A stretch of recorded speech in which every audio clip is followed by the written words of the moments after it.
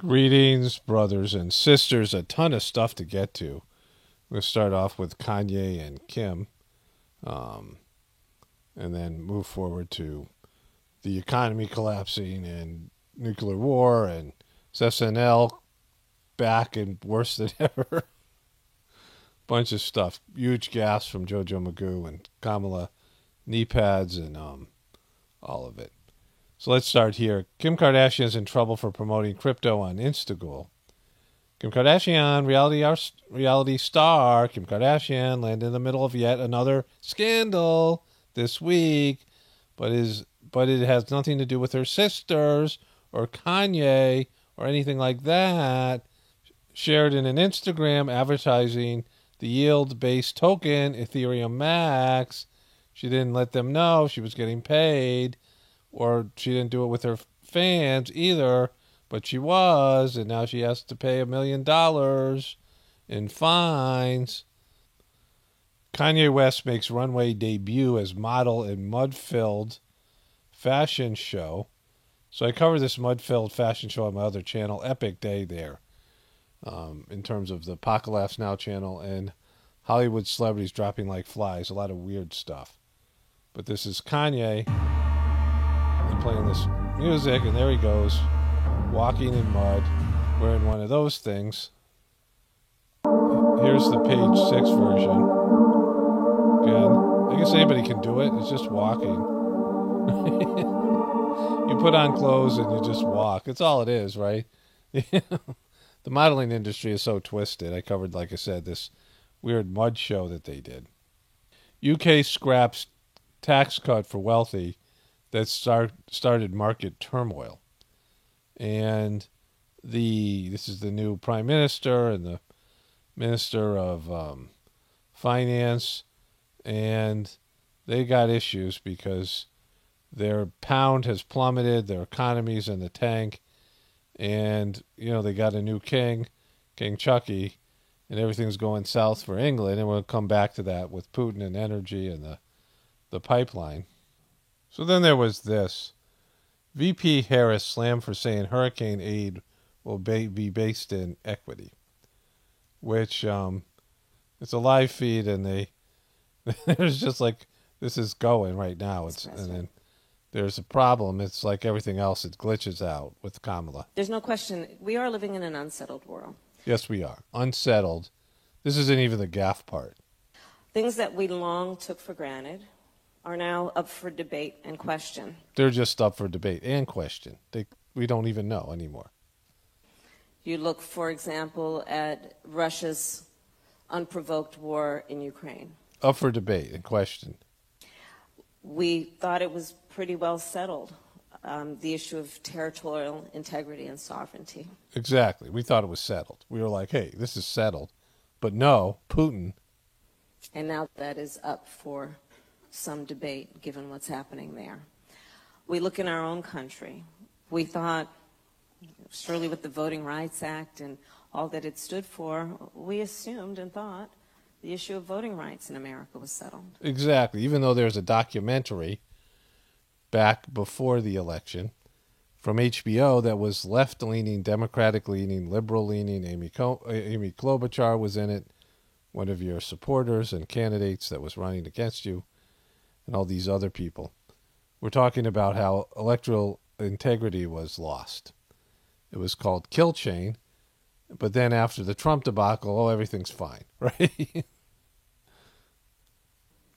Then we had the Shelby v. Holder I mean, when Hillary Clinton said that Russia hacked the election. Decision, and then after the 2020 election, when more people voted and more young people voted than ever before, states around our country started systematically and intentionally making it more difficult for people to vote. No way. We thought a woman's right, a constitutional right, to make decisions about her own body was settled. And it's not. It turns out it wasn't settled at all. Right now there's a lot at stake, and we got 39 days to go for it. You got to go for it. Go for it. So let's see it through and do what we need to do, and we can talk about the connection between the next 39 days and all these issues in a month. also with electoral integrity. She's just horrible. Like, she's a horrible public speaker, and she's just so unlikable. And not because, she's a Democrat. She's unlikable because she's unlikable. I mean, people can like somebody because they're a Democrat or hate them because they're a Democrat or Republican. But then there's just the likability factor, which Barack Obama talked about with Hillary Clinton. She's not likable, and she knows it. And so Kamala Harris, she is the poster child for how elections are not what they are supposed to be, because she ran for president, and JoJo Magoo got 20% just because people thought he was the only one who could beat Trump, and he was everyone knew his name. He was the only sort of traditional candidate in there. Everyone else was newbies. And she got up to 12% against him. She went after him in a debate. You guys might remember this. And then all of a sudden, people saw her and listened to her, and they were like, oh, we don't like her at all. And she started to poll in less than 1%, even though she was put out there as a candidate, as a legitimate candidate. And people like Chris Matthews were talking about the dream ticket of JoJo Magoo and Kamala Harris when the primary was going on. And so she was a chosen one that people didn't accept. And so she drops out of the campaign. She doesn't receive one vote because she's polling at less than 1%, and she's running against horrible candidates. Beto O'Rourke and, all these people, right? And that guy Yang and just Amy Klobuchar and Pete Buttigieg and, of course, JoJo Magoo and, Lizzie Warren. I mean, all these people. Horrible, horrible, unlikable people, right? And Bernie, who's the only one who has, a real fan base. And she drops out. And now she's one heartbeat away from being president, and she didn't receive any sort of a vote, right? She didn't, the Democrats, she polled in less than 1% among Democrats, never mind the Republicans or anybody else. And so she's the poster child for the lack of electoral integrity. Moment. Absolutely. You're so right. Like, there's so much to navigate right now. And I feel like we're also living in a world of information, right? Wait a minute. We'll take it easy there, sister. Priyanka, right? This dude is laying it on the line. Feels like we're living in a world of information.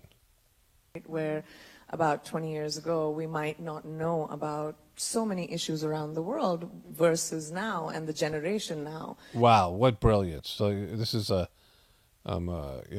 something to do with women. There's a bunch of women, movers and shakers in the audience. That knows and cares about everything that happens, not just to them, but to the world around them. So just talking about a point that I'm very concerned about, and as I'm sure so is this room. The room's concerned. You and the administration obviously are working around the clock right now to support relief efforts in Florida and to prepare citizens as Hurricane Ian now is closing in on South Carolina. So extreme weather conditions like this are becoming obviously more frequent and more severe, and I wanted to acknowledge the administration for passing the biggest climate legislation Woo, they did it, woo. in history earlier this year, because it is a fact that America's leadership sets an example to other major economies around the world. Exactly. America's leading left and right.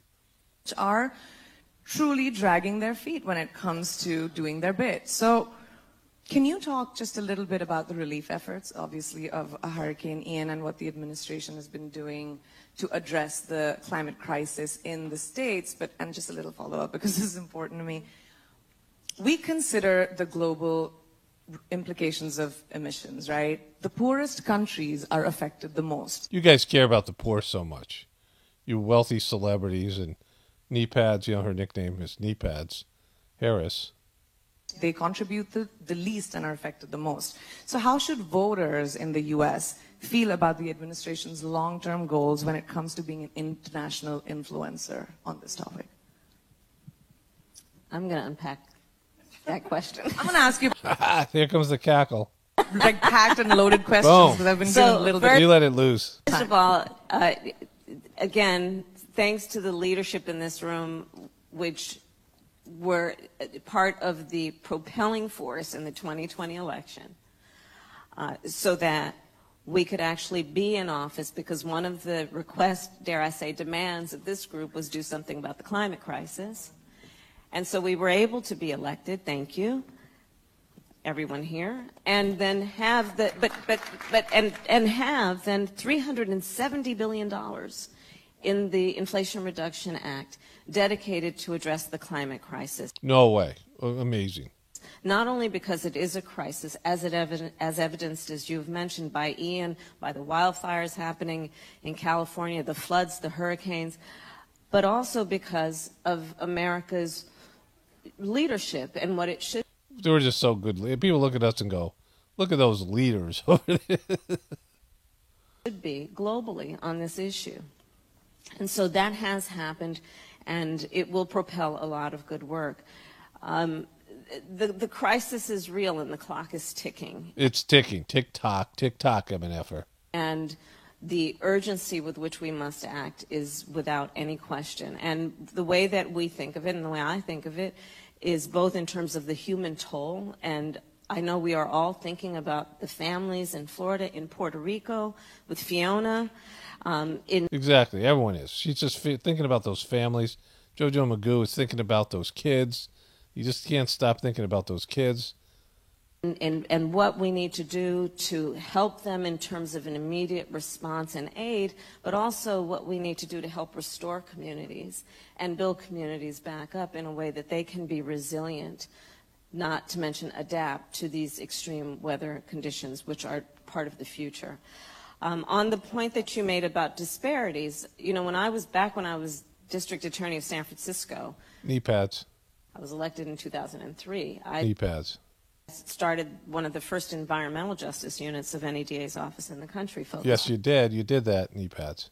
On this issue, and in particular on the disparities, as you have described rightly, which is that it is our lowest income communities and our communities of color that are most impacted by these extreme conditions and impacted by issues that are not of their own making. And so women. And women. We don't leave out women. Come on. Absolutely.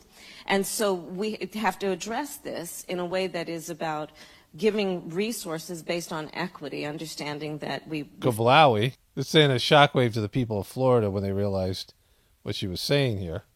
Fight for equality, but we also need to fight for equity, understanding not everyone starts out at the same place. Exactly. We got to give more to the poor, even though that she's filthy rich, right? Her and her husband, Dougie Fresh. And if we want people to be in an equal place, sometimes we have to take into account those disparities and do that work. But also, I will say, as a former prosecutor, part of this issue also has to be about enforcement. And where appropriate. Got enforcement. And I will say, for us as the United States, to own responsibility for what we rightly should do to recognize these disparities and contribute in a way that is fair with the goal of equitable priorities.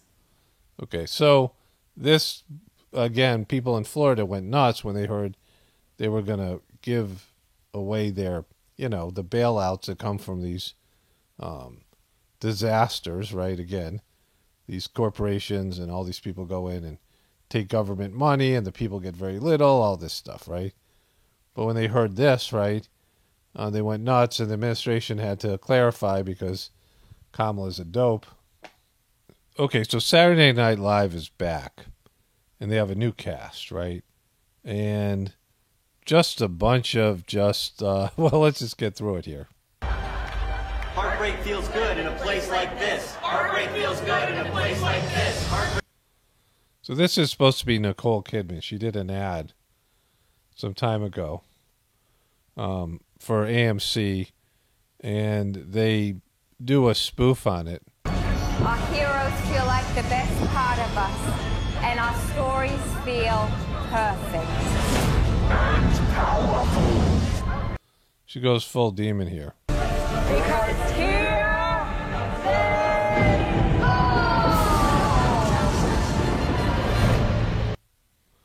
And so that happened. And then they had this Send Something Normal game show for DM messages. And I showed this for Adam Levine on my Apocalypse Now channel today, because that's why I was covering that story. But then they had Armie Hammer say this. I want to break open your bones and suck out the marrow. So there was that. But they can't go cannibal just once, right? So I've covered Saturday Night Live going pervy and creepy and, cannibal, and then just all these ways that, and not be funny, right? Not funny, but be twisted. And so then there was this. But there were no victims located. Maybe check the pizza? So there they are going cannibal on pizza, which is, they got to do a lot of pizza stuff here. And the audience thinks it's hilarious. The laugh track. It thinks it's hilarious. The CIA is marking its 75th anniversary by launching a podcast. And Great, the CIA has a podcast. Got to tune into that. That'll be awesome. Because it's the CIA, they're launching it directly into an Afghani wedding. So that's an actual real joke. That's real political comedy there. Not good. It's still remedial, but it's better than their normal stuff. Because they're saying something that's true, that the CIA and the U.S. destroyed, people's weddings and droned people and kids and things, right? Except what they do here is they end up making something light and making it acceptable by joking about it. So even this is better than their normal crap. It's still evil. And so this was the Saturday Night Live cold open where this dude, whatever his name is, don't care, don't tell me, don't need to know, plays Peyton Manning. This guy plays Eli Manning. It'd be exciting. Let's see what they spent the entire summer coming up with. This is supposed to be the new relaunch of Saturday Night Live. 10 of their regular characters and stars left the show, and now they have to find new ways to suck. Okay, we got an establishing shot of Mar-a-Lago. Oh, good. Trump sketch. Way to mix it up. There you go. Even that. Happy place. Whoa. Oh, that's so funny. That's it. The new guy's fully panicking. He's just staring in the camera. Oh, God. And there's a new guy, which we'll get to in a moment. I gotta point out, where's the balance politically? They're making Trump Columbus jokes. Meanwhile, Joe Biden's lost his damn marbles. And then they start to acknowledge their own suck, right? Anthony Fauci or Lindsey Graham or Rudy Giuliani. Yeah, well, those are all Kate McKinnon. Yeah, remember she used to play dudes really badly. Hello, I'm Governor Kristi Noem, and I want to take your abortion rights. See, now they just know that it sucks, right? They don't have anything. They don't have quality writing, quality acting. They're putting out an embarrassing, non-funny show. And now they're mocking it. They're mocking their sucking in a sucky way. They find this is a new way to establish that they suck, right? Let's take a look at the stats so far. 14 attempted jokes this episode, only 1 mild laugh and 3 chuckles. So they're doing what I have done for years, right? Except they do it much worse and it sucks. Hey, you. Yeah, well, it could be worse. It looks like they got Molly and Marcello doing the gritty. Wow. This is supposed to be their relaunch, right? And they're just showing you how bad that they suck at everything. Out of here. Oh, no. I'm going to stick around and see what the hell this show's going to be. And live from New York, it's Saturday Night! So there's the new cast and Shaun White for some reason. And that's what they did, right? Well, my family's from Arizona, so this is one of their new cast members. So if you can get in trouble for what your parents think, it's been a good run. No, it's not. No one even knows who you are, right? And they're, again, crapping on conservatives. Well, my dad's anti-COVID vaccine. He doesn't really believe in the virus, which is crazy because every anti-vax article he sends me gives my computer 10 of them. Exactly. Truth. Boom. That's so funny. What insight. What a great laugh track. You shouldn't cut anti-vax people out of your life. They could be dead tomorrow. Exactly. They're dropping like flies. This guy gets it.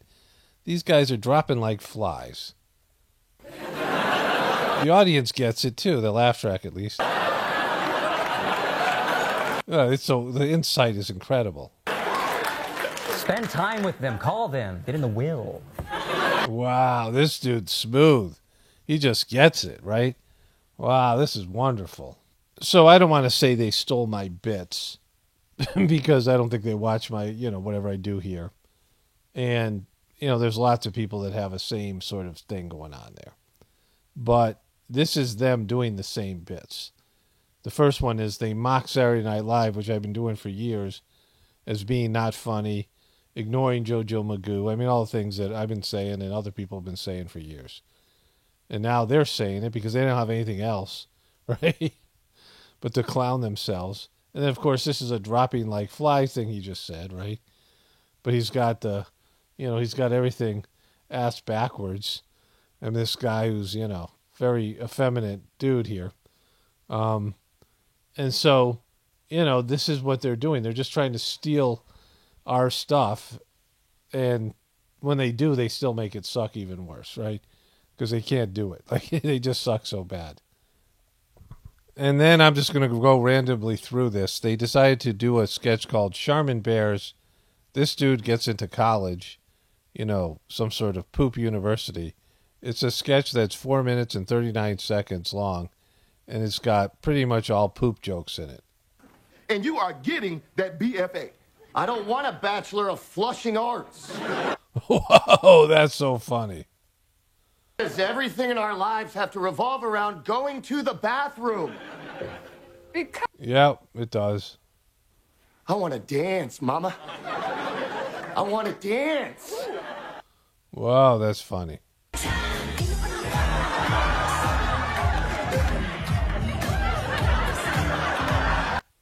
So they found their niche here, which is toilet jokes, right? And somebody sent me something on Instagram after I completed this, saying that this is a ripoff of an idea that's been up on the internet for a while, right? Like it's not even original. Like they're stealing stuff that sucks, and they're making it suckier. Or they're stealing stuff that's good or okay or whatever, and they're making it sucky, and they're making it suckier. They have a team full of writers. They've got this brand, but they went to the dark side by going full liberal. And just, and all the stuff that they've done, depraved type of humor. And now they're just one way to go, and it's just deeper levels of depravity and suckiness. Okay, thank you. Thank you. Mr. President.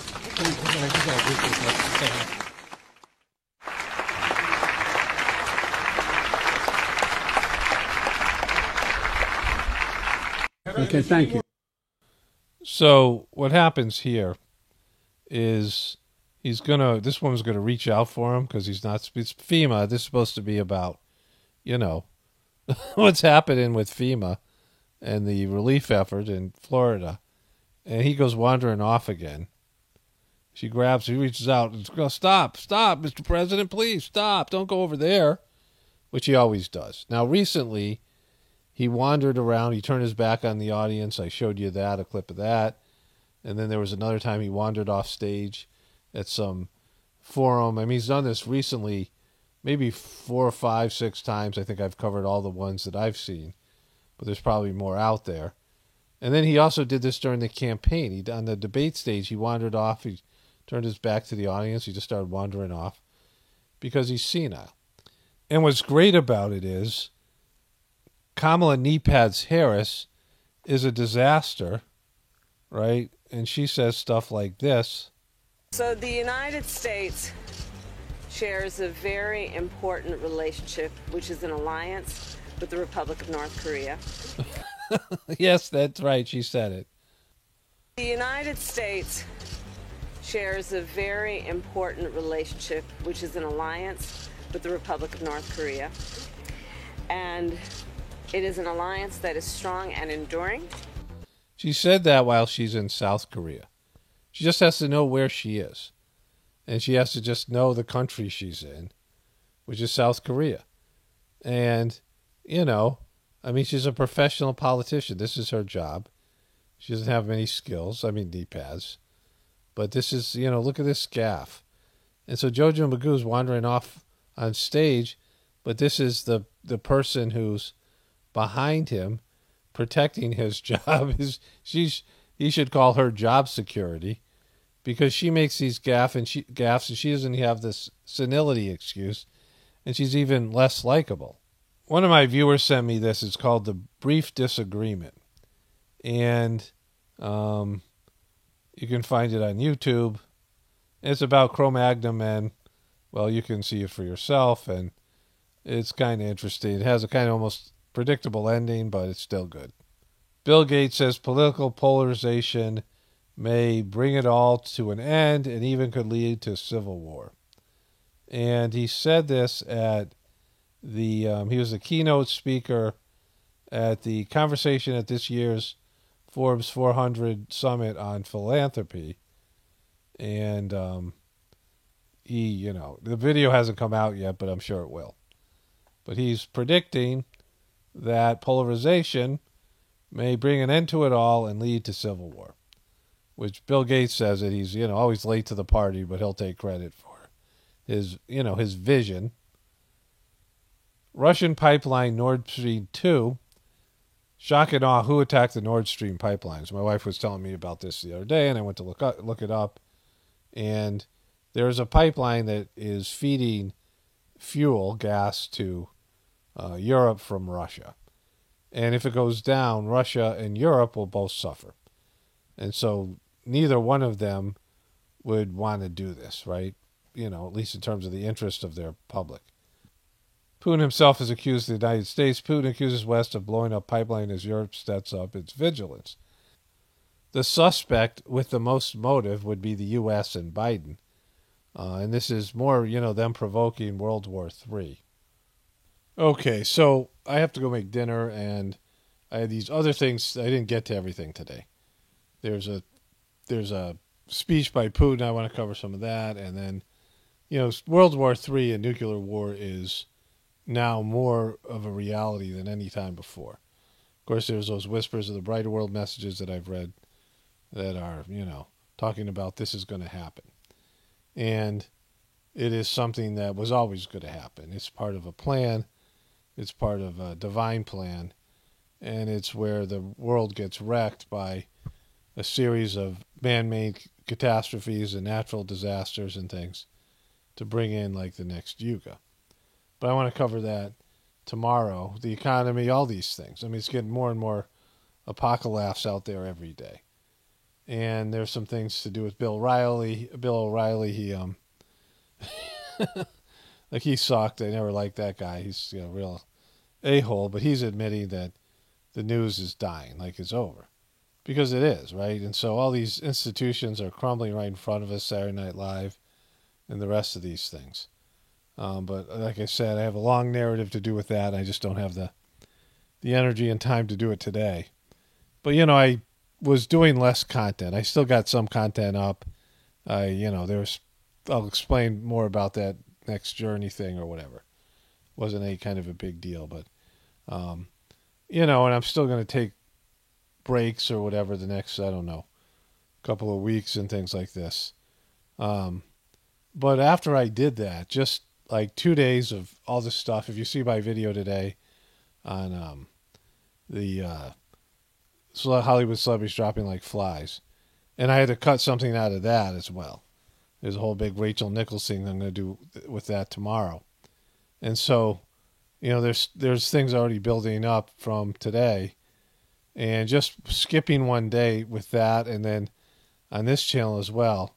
And there was an explosion. Some days are busier than others. But it's just so weird. It's been a real crazy.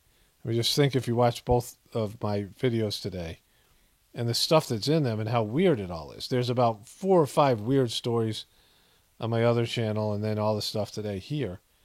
And then just, any one of these things would be major stories. The president and vice president are gaff magnets, in ways that we haven't seen since George W. Bush. And even, he was at least young and he was doing his best. He wasn't senile or something. And in World War III wasn't going on, right? We thought what he was dealing with was a big deal, but it wasn't compared to what's going on now. But then, you know, all the other things that are going on besides, you know, international, whatever, the economy is a huge thing. And I got something to do with that. I mean, one of the banks is collapsing. Well, you know, they already see 2008 happen again. You know, like there's all these things happening at once that were decade stories. Like they were the story of the decade. And now they're just a minor blip in, you know, some of the events that are happening in a year, right? Within even months of each other. Anyways, I'll get back to this tomorrow. Only spirituality will save this world. It's Paul Romano, definitely points from the apocalypse and the ascension. Everyone have a blessed day and be grateful.